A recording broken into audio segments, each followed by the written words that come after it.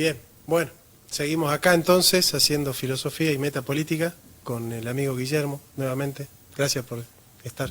Bueno, vamos a ver qué nos depara el destino en este tema tan fácil y difícil, diría yo. Yo diría que del 2000 hasta el 2010, si vos decías que eras liberal o neoliberal, tenías que decirlo con una cierta culpa, como que no quedaba bien decir que eras de derecha, que eras liberal, sobre todo cuando en el gobierno de Néstor se hicieron las cosas muy bien, llegó un momento donde, bueno, quedó estigmatizado. Yo creo que después de Menem y de las políticas neoliberales de Menem, quedó como manchado el nombre de neoliberal, liberal, ¿no? Nadie salía en la tele a decir yo soy neoliberal, ¿viste? Como que estaban todos guardaditos. Claro.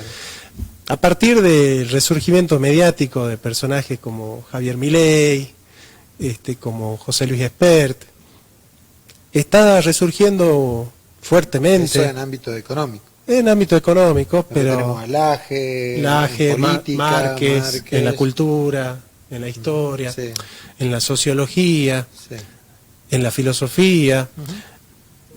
Gabriel Zanotti, un gran liberal, un buen filósofo también. Claro, diría que es lo más respetado de mi parte sobre eso. Bueno, es un buen liberal y, voy a decir, respetable, ¿no? Respetable, sí. Bueno, y el más respetado dentro de lo que es la filosofía en términos liberales. Y el más serio. El más serio, ¿no? sí. No manda bolazo, digamos. No. Pero bueno, es un fenómeno importante en los medios de comunicación, en las redes sociales. Hay toda una movida liberal que está resurgiendo con mucha fuerza. Y bueno, nosotros vamos a transmitir desde nuestra formación académica que tenemos, un liberalismo no mediático, sino, un liberalismo un poco más serio, ¿te parece? Dale. En el sentido de el liberalismo que estudia alguien que se forma académicamente, ¿no? Pero le vamos a pedir a nuestro amigo Pachi que pase los números telefónicos, ¿te parece? Antes. Fantástico. Sí, cómo no. El teléfono fijo del canal donde se pueden comunicar es 387-609-0271. Vía WhatsApp se pueden comunicar al 387-612-0065. El teléfono de nuestra productora general Elizabeth Barrios, 387-684-4974. Si llaman del exterior, anteponen 549. Nos siguen por todas las redes sociales y nuestra página de Face, Canal 7 Salta en Vivo, nos pueden mirar en este momento. Bueno, gracias Pachi. Y si nos llama un liberal, mucho mejor, ¿no? Porque... sí, dos peronistas enseñando liberalismo es difícil de deglutir, ¿no? Para los liberales, para los liberales. Bueno, como corriente política y tradición intelectual, como movimiento identificado en la teoría y en la práctica, el liberalismo no es anterior al siglo XVII. De hecho, el epíteto liberal aplicado a un movimiento político no se usa por primera vez hasta el siglo XIX, cuando en 1812 lo adopta el Partido Español de los Liberales. Antes de esa fecha, el sistema de pensamiento del liberalismo clásico, surgido ante todo en el periodo de la Ilustración escocesa, cuando Adam Smith se refirió al plan liberal de igualdad, libertad y justicia, no aparecía, es decir, vos leías a los liberales y decías, ellos no se identificaban a sí mismos como liberales, digamos, ¿no? Sí. Pero me gustaría que antes de... O sea, entiendo que la noción histórica y cuándo nosotros nos podemos empezar a identificar como liberales es una cosa que está muy bien identificar, porque ahora nosotros... Lo que vamos a decir, o lo que yo voy a decir, no sé si vos vas a adherir, es que, de alguna manera, el liberalismo como tal tiene raíces de la baja escolástica. Medievales. Digamos, después de Tomás, ya había muy poco para decir. Entonces, dentro de su orden no hubo grandes avances. Sí. Pero tenía otras órdenes, como franciscanas, donde vos la otra vez expusiste Escoto donde surge una corriente nominalista. ¿Qué significa esto? A ver. Significa que con el nominalismo nosotros traemos a colación el hecho de que no podemos conocer las esencias de las cosas. No podemos saber lo que las cosas son, sino esta cosa en particular. Entonces, este particularismo, si se quiere, este nominalismo, pretende decirnos que como no podemos conocer la esencia de la cosa, lo que la cosa es, de alguna manera, vamos a poder nosotros, a partir de nuestra voluntad, elegir lo que la cosa es, ya que no podemos conocer. Entonces, ahí filosóficamente, ¿no? O sea, metafísicamente estamos aquí parados.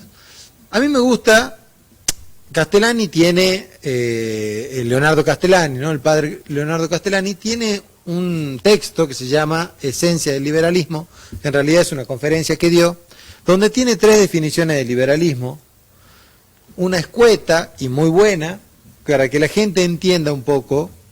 Dice lo siguiente, dice la primera definición breve sería: el liberalismo es el movimiento económico, político y religioso que se propone a la libertad, en el que se propone a la libertad como su ideal, como el ideal absoluto de la humanidad.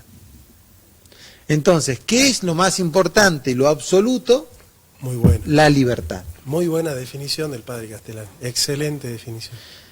Luego después tiene otra y otra que ya lo vamos a ir charlando. Pero de todas maneras, el padre Castellani entiende, o sea, es muy simple de entender, de que un liberal, lo más importante, para lo único que piensa el liberal que sirve todo lo que hagas, es para tener libertad.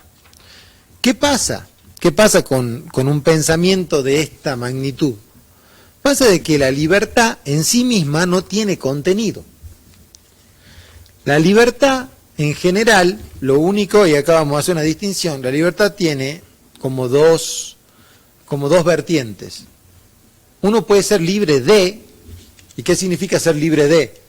Que no esté, uno que no puede estar atado a nada, no le gusta estar atado. ¿Vieron cuando los jóvenes reniegan de los padres porque el padre te dice, no podés salir hasta tal hora, me gustaría ser grande para poder hacer lo que yo quiera?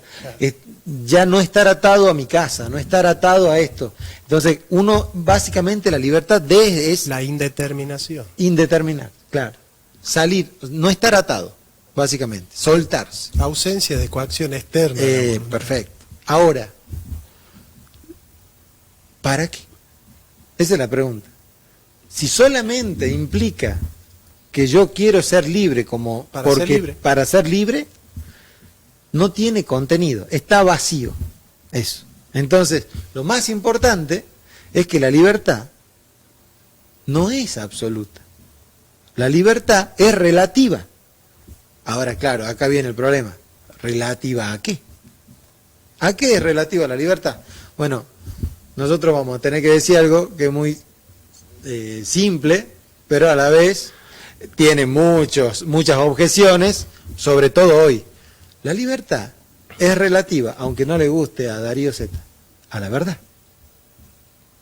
Porque sin verdad no podemos tener esa libertad de la que nosotros estamos abogando. ¿Por qué? A la verdad. A la verdad, y podríamos decir como consecuencia, al bien.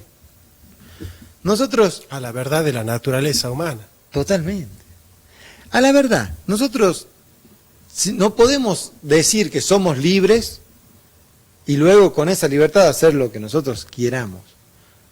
Pero es que vos ahí, perdón, ¿no? Pero ahí estás destruyendo de cuajo el concepto de libertad del liberalismo, te digo. Totalmente. Vos estás haciendo una introducción crítica al liberalismo donde vos de entrada ya estás descuajando el concepto fundamental de los liberales. Después de tu introducción ya no queda nada, te digo, ¿no? Claro. Bueno, perdón.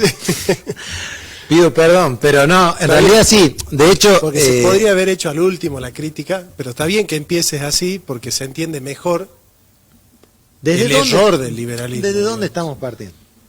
O sea, claro, porque si nosotros lo ponemos al error al principio, luego podemos entender. cómo se fue desenvolviendo y cómo es que un liberal te habla, ¿sí? ¿De qué lugar te está, de qué lugar te está hablando? Perfecto. Vos, por ejemplo, seguí el desarrollo, ¿no? Pero vos escuchás, por ejemplo, a Laje o a ¿cómo se llama? Milei. Sí. Ellos te definen el liberalismo como el respeto irrestricto al proyecto de vida del prójimo. ¿Y dónde está la indeterminación ahí? En el irrestricto. ¿Qué significa irrestricto?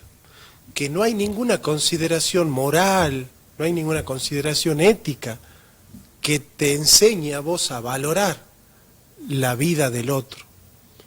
Respeto irrestricto del proyecto de vida del prójimo es que el liberal está obligado a respetar tanto a Jesucristo como al ladrón. ¿Y qué significa respetar? Decir que una sociedad puede ser sociedad con Jesucristo y con el ladrón. Claro. Claro, porque, digamos, ahí ya nos meteríamos en ética kantiana quizá, porque la única limitación de la libertad, dicen ellos, es la libertad del otro. Por eso es que yo tengo un respeto irrestricto por la libertad del otro y lo pido para mí. Entonces, mi libertad termina cuando comienza la del otro. Y eso es Kant. Eso es Kant. Totalmente. Hegel dice, mi libertad comienza cuando comienza la del otro. Si mi libertad es libertad cuando recoge la libertad del otro, dice Hegel, ¿no? Claro. E introduce el concepto de libertad positiva, que era el que vos estabas desarrollando cuando yo te interrumpí. Así es. Bueno, básicamente eso con respecto al liberalismo, con respecto a que la libertad la libertad como el sumum, digamos, el objeto principal de una filosofía liberal, deviene luego en la economía. Por ejemplo, cuando hablábamos en el bloque pasado sobre ecología y una empresa que si tiene la propiedad de un bien, puede hacer con él lo que le plazca. ¿Por qué no podría hacer lo que le plazca? Él puede hacer lo que sea. Y ustedes fíjense, nosotros acá en Salta tuvimos problemas con un ingenio. Una empresa se quiso ir.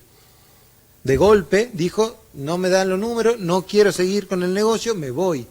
En el liberalismo le dicen, bueno, apelarse, se van. Entonces el pueblo entero que trabajaba en el ingenio, y bueno, no sé, verán lo que tienen que hacer. Respetamos irrestrictamente que se mueran de hambre con donde quieran. Esa es la idea liberal. Esos son los problemas que surgen en el liberalismo. Entonces, estamos poniendo rápidamente los problemas que tiene el liberalismo porque realmente es algo que ha minado de alguna manera el pensamiento crítico de mucha gente. Porque claro, por ejemplo, vamos a suponer, la libertad de expresión. Es algo que totalmente absoluta la libertad de expresión para todo el mundo. Salvo que haya personas que digan cualquier cosa. Yo no puedo hoy ponerme acá con una bandera nazi, ¿sí?, alentando el racismo nazi. No se puede, porque no está bien. Pero no sería consonante con el pensamiento liberal. Totalmente. ¿Por qué? ¿En qué sentido? Porque el respeto irrestricto. Vos podés tener ese proyecto de vida. Claro, eso. Aparte, la libertad de pensamiento es absoluta. Mientras vos no pases a la acción, vos tenés derecho a pensar lo que vos quieras.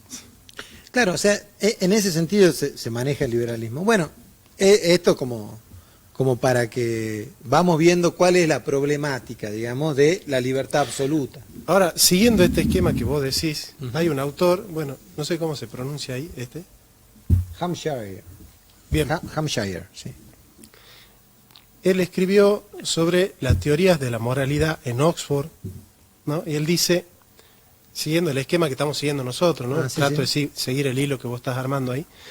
Para Aristóteles, las nociones de libertad y liberación no se encontrarán en el centro de la ética y la filosofía de Aristóteles. No está en el centro del problema de Aristóteles el tema de la libertad, no está en el centro. Para nosotros sí, dice él. De manera similar, en el pensamiento político de Aristóteles, no hay lugar para la libertad individual de elección como un valor social del mismo nivel que la justicia. Claro. No es del mismo nivel.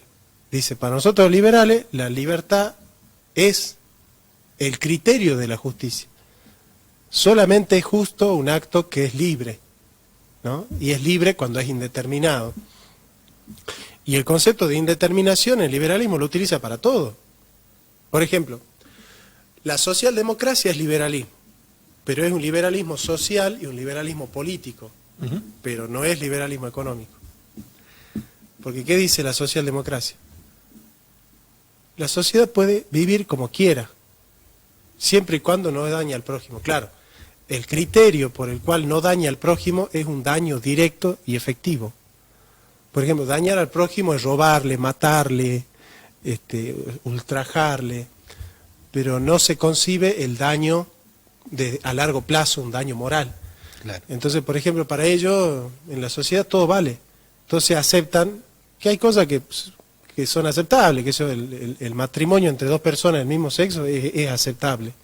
Por más que podemos discutir si es matrimonio, unión civil, bueno, son disquisiciones ya más exquisitas, ¿no? Pero un socialdemócrata acepta el matrimonio homosexual, acepta la liberación de las drogas, acepta el aborto. Vos fíjate que liberal es consonante. Gloria Álvarez, por ejemplo, ella dice, la libertad es una sola. Vos no podés decir en el mercado libertad y en la cultura y en la ética restricciones. Y en ese sentido ella tiene razón. Laje y Márquez son liberales en lo económico, en lo cultural y en lo moral son conservadores. Entonces Gloria Álvarez explica, y yo creo que ahí le hallo razón a Gloria, no porque yo esté de acuerdo con la agenda cultural de Gloria, sino que yo digo que ella sí es auténticamente liberal. Más consecuente. Es más consecuente con los principios del liberalismo. El liberalismo es principio de indeterminación de la libertad. Tenemos una llamada. Buenas noches. ¿Hola? ¿Cómo le va? Hola, ¿cómo estás? Acá estamos bien. Habla Mónica. Mónica. De Barrio Postal. Sí, yo tenía una pregunta para hacer sobre si el liberalismo critica o favorece al capitalismo. Ajá. Eso nada más quería saber y si me la podían contestar. Gracias. Con todo Bueno, gusto, Mónica. gracias. Un gusto. ¿Querés vos o yo? Como quieras. Dale. ¿La contesto? Bueno, en realidad el capitalismo es, digamos, la expresión económica del liberalismo. Eso dice Perón, che. Podríamos, Sí, podríamos decir, en realidad nunca lo había escuchado. Sí, bueno, Perón. en realidad la expresión económica del liberalismo es el capitalismo. Podríamos decir que es la herramienta más importante. Es la faz económica del capitalismo. Vamos a entender esto. El capital, y acá miren cómo hay un reemplazo del hombre por el dinero. Mirá cómo es. El capitalismo se basa en una máxima, se basa en la empresa. Y te pregunta, ¿cuál es el objetivo de la empresa? Se pregunta por un fin y dice, ¿cuál es el objetivo de una empresa? ¿Cuál es, Johnny, el objetivo de una empresa? Una empresa que hace zapatos, ¿cuál es el objetivo? Producir zapatos para ganar dinero. No. El objetivo es maximizar los beneficios. En realidad, Y minimizar los costos. técnicamente sería maximizar los beneficios Las ganancias. actuales. Es decir, nosotros tenemos que tener, esto es un poco de economía y un poco de finanzas, pero es para que se entienda. Nosotros hoy, las empresas todas tienen un valor en relación a qué, a cuántos zapatos vamos a producir, no, a cuánto ingreso vamos a tener a futuro. Entonces es el valor actual, es la maximización del valor actual de la empresa, ¿sí? Nosotros decimos, bueno, vamos a tener todos estos ingresos a futuro, por eso Apple vale tanto. ¿Por qué? Porque dice, Apple va a seguir produciendo ganancias. Entonces, hoy ese valor es muy grande, porque yo en el tiempo la voy a sostener, ¿sí? Voy a sostener esas ganancias. Por eso es que una empresa puede valer tanto en el tiempo, ¿sí? O sea, tiene valores hoy porque uno financieramente entiende que siempre va a tener ganancias. Porque si no, no se entienden las empresas tecnológicas en la bolsa, no tienen sentido, digamos, porque son humo las empresas tecnológicas. Son un grupo de computadoras. Uno va a una empresa minera y están los camiones, están las cosas, pero en una empresa tecnológica no hay nada. Entonces, Eso por un lado. Entonces, si el capital, si la idea es que la empresa solamente maximice valor, o sea, maximice ese capital, digamos, que tiene, ya no interesa nada más que el devenir del capital, el crecimiento de ese capital. Por eso se llama capitalismo, porque todo el tiempo está centrándose en el capital. Reinvirtiendo el capital. Entonces, muchas veces hay empresas que se comen hombres. ¿Sí? Uno dice, bueno, ¿quién está detrás de esta empresa? Aunque no lo creas, muchas veces la empresa se lo come a todos los hombres que tiene, porque es más importante que los que están dirigiendo la empresa. Y ahí hay competencia, y todo el tiempo estamos pisando cabeza para dirigir la empresa. Pero yo cuando dirijo la empresa no puedo hacer lo que yo quiera, tengo que maximizar. Hay una dinámica mecánica, digamos. Claro, es mecanicista. Entonces, ¿quién es el dios de la empresa? Y el dinero, el capital. ¿Me explico? Bueno, por eso los liberales, entre el racionalismo cartesiano, que coloca al hombre y su inteligencia como el que forja la historia, el que hace la historia, ellos son más evolucionistas. Ellos sostienen que la historia marcha con una dinámica propia, impersonal, y que el hombre es un engranaje de la historia, pero no es que el hombre hace a la historia, ¿me entendés? Como que el hombre se tiene que absorber. Claro, evidentemente hay liberales de distintas cepas, ¿no? Vos tenés, por ejemplo, a Thomas Hobbes, que algunos dicen es el padre del liberalismo inglés, que dice, bueno, los hombres, librados a su propia suerte liberal, tienden a sortear una lucha de todos contra todos. En ese sentido, no conviene que los hombres sean tan libres. ¿Por qué? Porque los hombres, si son libres, no va a reinar la paz. Para que reine la paz, los hombres no tienen que ser tan libres. Claro. Bueno, esto llevó a criticar muchas veces a Thomas Hobbes de parte de los liberales, de decir, bueno, Hobbes no es tan liberal, ¿no? Totalmente. En cambio, Spinoza, que ya está más cerca del liberalismo, Spinoza dice, bueno, no hay auténtica paz cuando la paz no surge del acto libre del individuo. Si la paz surge como una imposición de la fuerza coactiva del Estado, bueno, esa paz no existe como tal. No hay paz si no hay libertad en el individuo. Bueno, esto está más cerca de los liberales, ¿no? El primer liberal en sentido filosófico, digamos, es John Locke. Estrictamente, los liberales conciben a John Locke como el padre del liberalismo. Sí. John Locke tiene una mirada más positiva de la naturaleza humana, ¿no? Como que los hombres tienden, bueno, a ser libres y a ser benévolos por naturaleza, ¿no? Entonces, Rousseauiana, digamos. Bueno, Rousseau tiene una concepción del hombre natural como salvaje, ¿viste? Quizá el contrato social en Rousseau es el paso del salvajismo a la civilización. Para Locke el contrato social es un simple acuerdo en el cual nosotros nos disponemos a respetar la propiedad privada, que es lo que a Locke le interesa, digamos, respetar la propiedad privada. Sí. El centro de la libertad para Locke es el respeto a la propiedad privada, el respeto irrestricto a la propiedad privada, a la vida y a la libertad. O sea, la libertad es la expresión, se objetiva la libertad en la propiedad privada. Yo no soy libre si no soy dueño de tener lo que yo tengo. ¿Y qué es lo mío? Aquello que yo me apropio a través de la fuerza de trabajo. O sea, yo en mi fuerza de trabajo imprimo valor a las cosas y de alguna manera soy libre en cuanto que tengo propiedad privada. Bueno, eso es una teoría clásica en economía. O sea, es un clásico. Es un clásico. Porque la teoría del valor objetivo. Eso es lo que te estaba por desarrollar. Adam Smith. Adam Smith, bueno, pero acá estamos en Locke, ¿no? El segundo tratado sobre el gobierno. Dice, el liberalismo inglés de esta época comprendía una sólida afirmación del gobierno parlamentario, bajo el gobierno de la ley en oposición al absolutismo monárquico, junto con el énfasis en la libertad de asociación y de propiedad privada. Fueron estos aspectos de la experiencia política inglesa sobre lo que Locke teorizó y en los que se encarnó su concepción de sociedad civil y sociedad de los hombres libres, iguales bajo el gobierno de la ley, ¿no? Y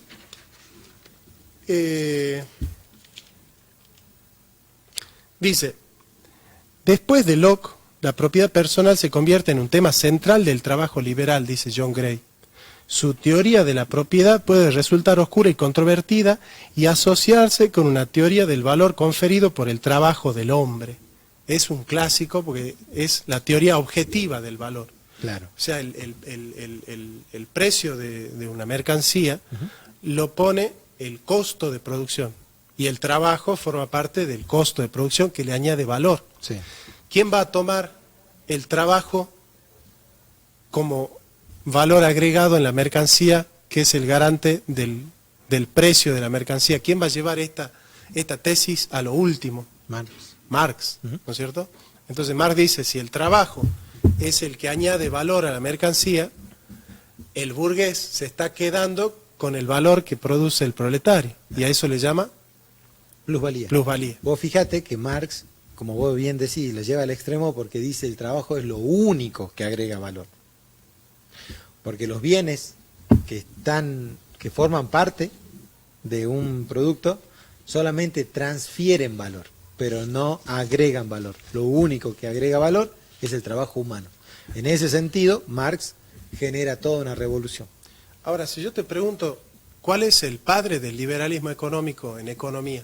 El primer gran teórico del liberalismo, ¿vos qué me respondés? Yo te diría que un profesor de geografía, Adam Smith. Adam Smith, Claro. ¿no es cierto? ¿Cómo se llama el libro que escribió él? Y él escribió estudios sobre la naturaleza y las causas de la riqueza de las naciones. Bueno, un libro imposible que yo me acuerde de ese nombre, ¿no? Se lo conoce como La riqueza de las La naciones. riqueza de las naciones, este libro que tengo acá, es un libro importante de la teoría económica. Sí, yo decía, a Ricardo le creció bigote, ahí lo tenemos, Apache. Teoría del valor objetiva, del costo de producción sujeto, el valor de la mercancía sujeto al costo de producción. Capítulo 4 de la riqueza de las naciones.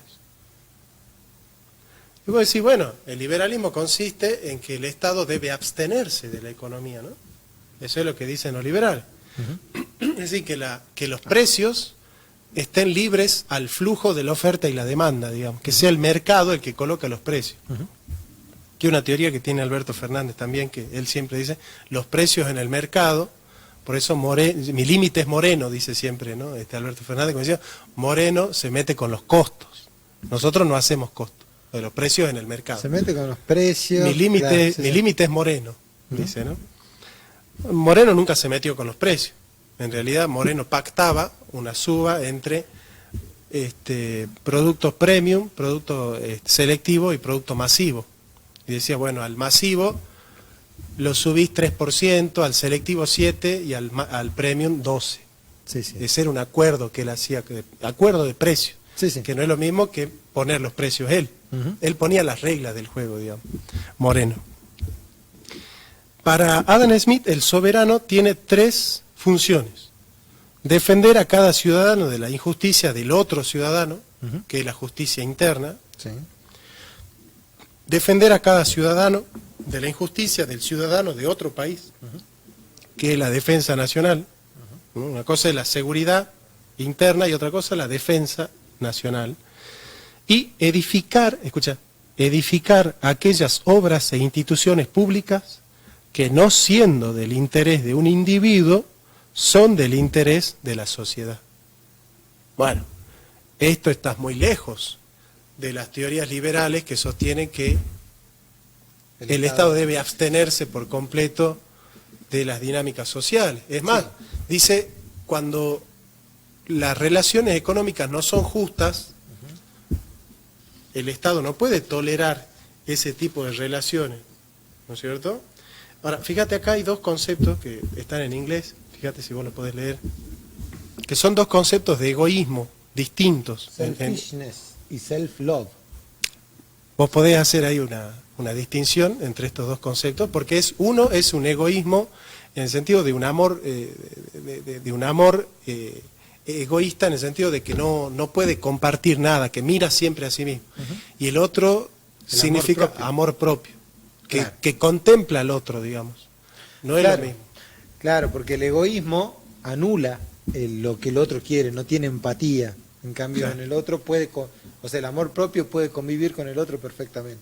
Es más, lo contempla al otro, Totalmente. digamos, ¿no? Entonces, lo que sostiene Adam Smith no es el selfishness, el egoísmo, sino el self-love, Claro. el amor propio. Cuida de sí para cuidar del otro. Sí. O sea que es un amor propio que está abierto a la comunidad, el que está planteando Adam Smith. De ninguna manera él está planteando el selfishness, el egoísmo ese mezquino, Claro. el avaro, el individualista. Adam Smith no es individualista. Vos fijate que Adam Smith era filósofo, profesor de varias materias, Y sobre teólogo todo geografía, teólogo, y tiene, digamos, nociones diferentes, porque no era un economista como tal. Por eso hace un estudio tan integral sobre la naturaleza y las causas. Claro, y la moral, ¿no? Totalmente. Entonces no tiene esa noción.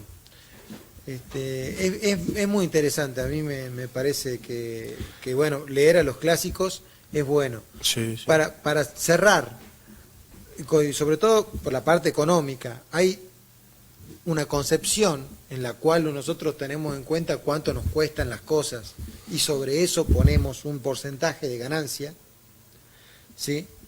Y otra concepción que solamente determina cuánto está dispuesto a pagar el mercado y maximicemos beneficios. Claro. Entonces, la concepción realista que es nuestros precios tienen que estar en un porcentaje, digamos, tenemos que tener un porcentaje de ganancia sobre los costos Claro, que nosotros el manejamos. margen, ¿sí? Es algo, claro, el margen de ganancia, costo de contribución, de todas maneras podemos empezar a conversar económicamente, O el flujo. pero no tiene que ver, o sea, para que la gente lo entienda, hay gente que tiene una fábrica y que tiene su costo, y gente que tiene una fábrica y que no le importa el costo, directamente trata de poner precios Es- muy por encima. Claro. Y ahí está el problema económico, la especulación o la producción. la producción. Claro, Así entre es. los liberales, que están cerca de lo que sostenemos nosotros los peronistas, y los neoliberales, que tienen la teoría subjetiva del valor. Así es. Pachi, ¿tenemos mensajitos? Sí, recién se comunicó la señora Genoveva y dice que es un placer escucharlos y hermoso el programa que hacen con toda la sabiduría que desparraman. Y la tenemos bien desparramada porque acá ya no quedó nada. Bueno, gracias por acompañarnos en esta noche filosófica, calurosa. Gracias, Pachi, por estar también. No, gracias a ustedes, chicos. Nos vemos la próxima, estimados amigos. Gracias, Guillermo. Gracias. Nos vemos.